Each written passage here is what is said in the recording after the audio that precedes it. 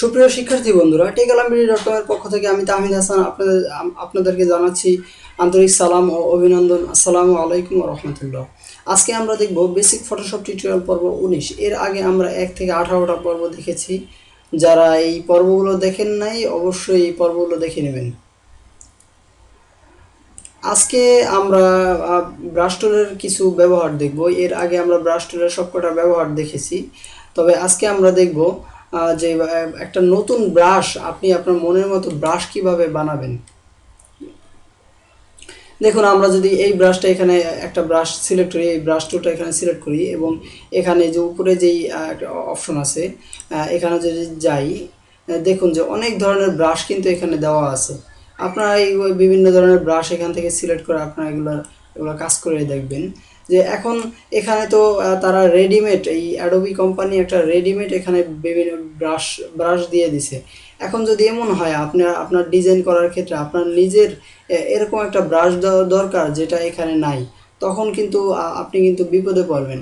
তো বিপদের কোনো কারণ নাই, আপনারা নিজেরাই ব্রাশ কিভাবে তৈরি করবেন আজকে আমি সেই ব্যাপারটাই আজকে আপনাদেরকে দেখাবো। আপনার যে কোনো কিছু, একটা ইমেজ, একটা শেপ বা যে কোনো লেয়ার, যে কোনো কিছু আপনারা যে কোনো ধরনের আইকন, যে কোনো কিছু আপনার ব্রাশ হিসাবে ইউজ করতে পারবেন।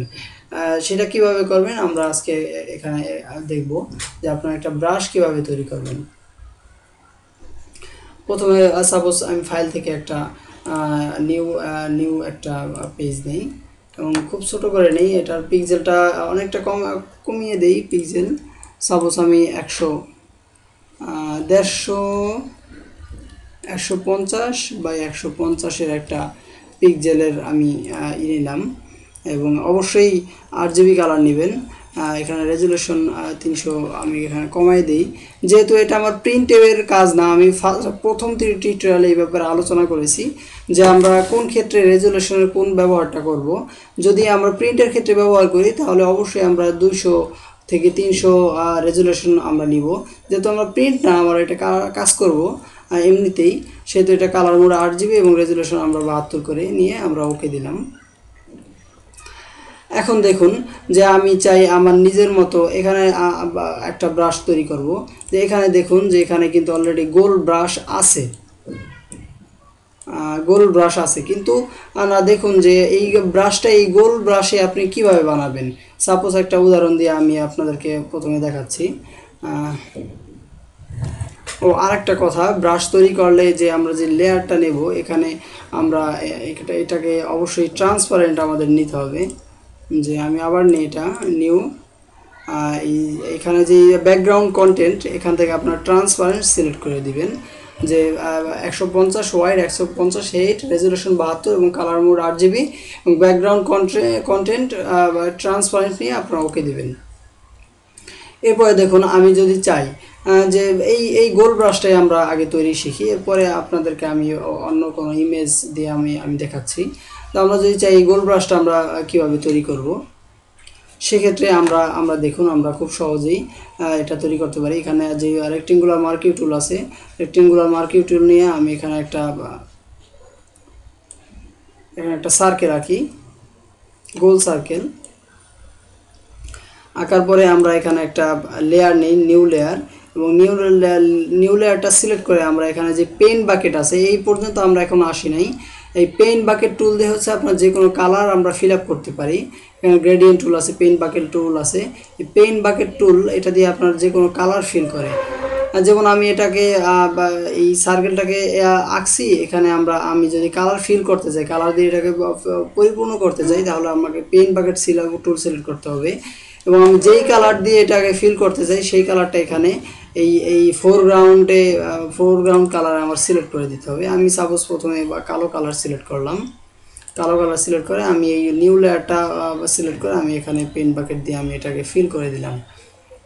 ফিল করার পরে এখন যদি আমি চাই যে এটাকে আমি একটা ব্রাশ হিসাবে ইউজ করব, বা আমি এখানে এটাকে একটু ডিফারেন্টের জন্য আমি একটু চাপায় দিই, একটু চাপিল করে দিলাম। এখন দেখুন, বা এটাকে আমি আরেকটা নিই, ডবল নিলাম।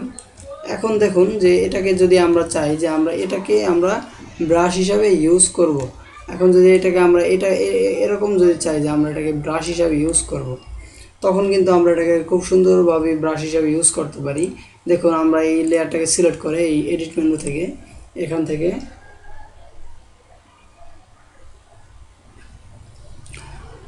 আমরা আমরা এটাকে ব্রাশ তৈরি করার জন্য আমরা এখান থেকে দেখুন যে ডিফাইন ব্রাশ প্রিসেট নামের একটা অপশন আছে, আমরা এটাকে সিলেক্ট করব। সিলেক্ট করার পরে আমরা যে এখানে ব্রাশ নেম, আমরা এই ব্রাশ নেমটা এখানে দিব। সাপোজ আমার তাহমিদ নামে দিলাম বোঝার সুবিধার্থে, তো দিয়ে আমরা ওকে করলাম। এখন দেখুন আমার কিন্তু এই ব্রাশটা অলরেডি ক্রিয়েট হয়ে গেছে। দেখুন এটা আমরা কিভাবে বুঝবো, আমরা এখানে যে কোনো একটা প্যালেটে গিয়ে আমরা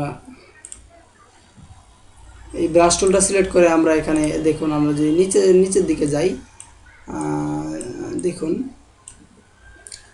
দেখুন আমাদের এই যে ব্রাশ টুলটা এই টুলটাই কিন্তু আমাদের এই যে আমরা কিন্তু এখন দেখতে পাচ্ছি এখানে অবশ্য 110 নাম্বার 110 নাম্বার এটা তো মেক হয়েছে, এটা কিন্তু আমরা এই যে এখন দেখতে পাচ্ছি।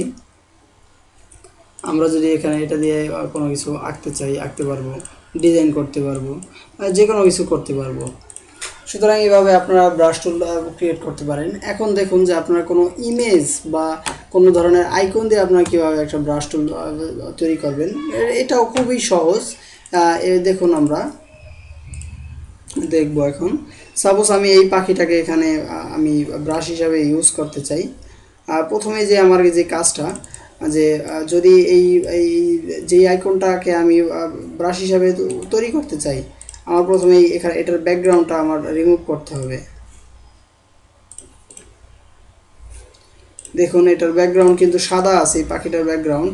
আমি এই পাখিটার এই সাদা ব্যাকগ্রাউন্ডটাকে আমি রিমুভ করে শুধু পাখিটাকে আমি সিলেক্ট করি। দেখুন এর আগে আমরা যে টিউটোরিয়ালগুলো দেখছি এখানে ব্যাকগ্রাউন্ড রিমুভ করতে হয় কীভাবে আমরা শিখেছি। সুতরাং আমি খুব সহজে এটার ব্যাকগ্রাউন্ডটা আমি রিমুভ করে দিলাম। রিমুভ করার পরে আমি এটাকে আমি খুব সহজেই কিন্তু এখন এটাকে হিসাবে ব্রাশ টুল হিসাবে ইউজ করতে পারি।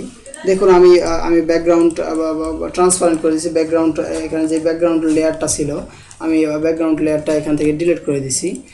এটা ট্রান্সপারেন্ট করার জন্য এই ব্যাকগ্রাউন্ডটা আমি ডিলিট করে দিলাম। এবং এখানে দেখুন এখন ট্রান্সপারেন্ট লেয়ারে কিন্তু এই পাখিটা আছে। এখন আমি পাখিটা সিলেক্ট করে আমি এখান থেকে যদি এডিট মেনু থেকে ডিফাইন ব্রাশ প্রিসেটে যাই এবং এখানে বার্ড দিয়ে আমি সিলেক্ট করি, BIRD বার্ড দিয়ে আমি সিলেক্ট করলাম, ওকে করলাম।